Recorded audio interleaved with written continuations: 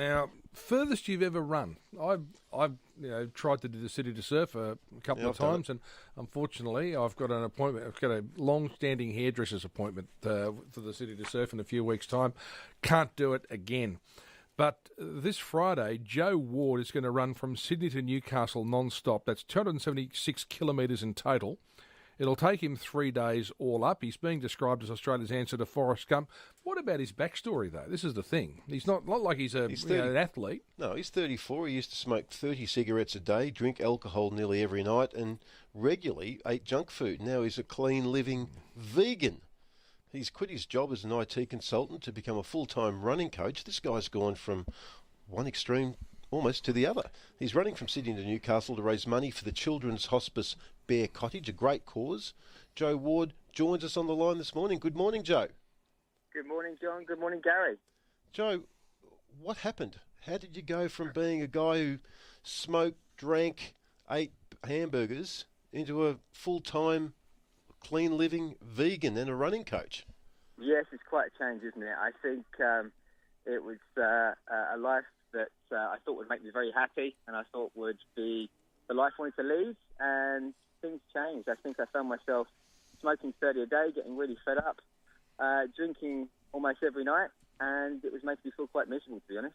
Was there a moment when you just looked at yourself in the mirror or just looked down at your belly or something and said, this has got to stop? I think I was standing by the back door in the UK, and although it's cold here in Australia at the moment, it's nothing like it is in the winter in the UK. And smoking by the back door and tapping my cigarette and inhaling and just kind of getting to the cigarette as quick as I could because it was freezing cold. And I just hated what I was doing. I hated the cigarette. I hated being by the back door. I hated feeling trapped in my own body. I couldn't breathe properly. Cigarettes were costing a fortune. It just really didn't make any sense. So, yeah, I think it was something I had to change. And how did you do it? Was it just a matter of diet and exercise and a lot of self-will? Look, I started off running to the tree round the block and then running back and doing sit-ups with a cigarette in my mouth with my legs up on the bed. It really was. That's a good look. Yeah, a good look, and probably not the best way to get fit. But at the time, I didn't really know anything. I started off with no knowledge, no understanding of nutrition, no understanding of how to get myself fit. And I made quite a few mistakes. And I think, when you first start out, the motivation is there, but you don't really know what to do. But I started off very gradually.